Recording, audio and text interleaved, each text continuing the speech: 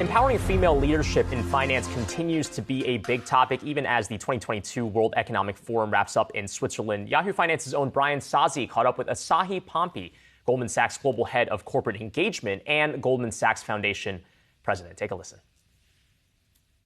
You know, certainly the themes around deglobalization, regionalization has been one of the key things that have been in the discussions that I've been in. I have to say, where in the world can, in the course of an hour, I have a conversation with the Minister of Finance of Malaysia, a philanthropist from South Africa, a UN official, and a Dutch bank CEO. And so that's sort of the secret sauce of Davos. And in having those discussions, it's been really incredible to hear sort of the themes emerging from around the world. You can't even have those chats on Zoom. No, not at all. And we're zoomed out. We're zoomed out, yes, absolutely. So what are they telling you? What are these top leaders telling you about the world? You know, they're telling us that there's a certain sense of unease in the world, where things are going from all the macroeconomic challenges we're facing. Certainly a small business community in particular around the world is very concerned. Certainly the headwinds they're seeing from an inflationary perspective, workforce challenges, supply chain issues. Certainly we've had a number of people sort of tell us, look, I got a call, 3 calls in the course of a day. Mm-hmm. The first call was to say prices are going up 5%. The second call was to say prices are going up 10%. And the third call was to say it's going up 10%. And by the way, it won't be available for the next 18 months. And so how do we deal and how do we advise and how do we manage, whether it's from a policy perspective, it's from a business community perspective, these issues that relates to businesses, I think is one of the key things that we're seeing. Well, how do you manage through things like that? What advice are you giving them? You know, sort of 3 factors. One is certainly the access to capital story continues, right? Small businesses around the world need the capital to be able to grow their business. And frankly, resiliency has been another theme that we're hearing throughout the course of our discussions with people I'm talking to. And so access to capital, I think, is one of the key things that we're seeing. The second thing is it possible to source locally, right? And so more and more we're seeing businesses look in their own backyard to see if they're able to find the products that otherwise they would have been looking elsewhere to find. And thirdly, workforce. You know, are there different kinds of arrangements that they can come up with to be more flexible, to attract the talent that they need to be able to manage their business? True story. I follow you very closely on LinkedIn. Likewise, right back at you. I appreciate that. And I know you lead a lot of very important initiatives inside Goldman Sachs. Let's start with the 10,000 Small Business Initiative. What is an update on that one?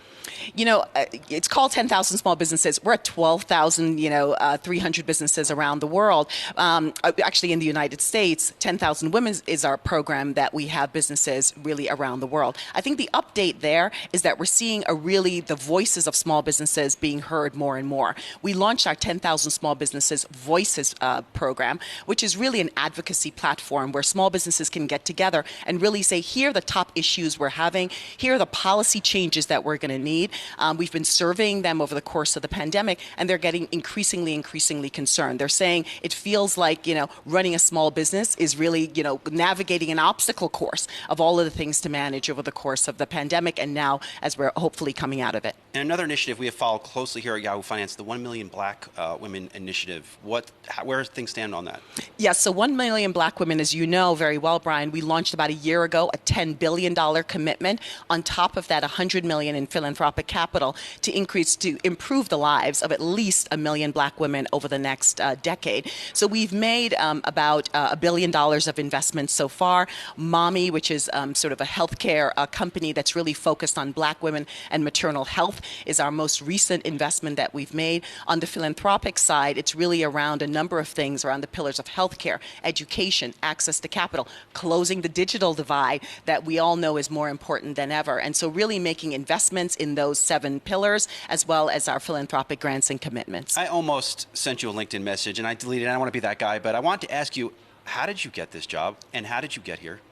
You know, I'm a recovering lawyer, and so I started in the trenches of investment banking and really was able to pivot over the course of when David Solomon became CEO and was asked to move into the executive office. I chide him that I've got the best job at Goldman Sachs. It's incredible to be able to meet with and help entrepreneurs around the world in the job that I do.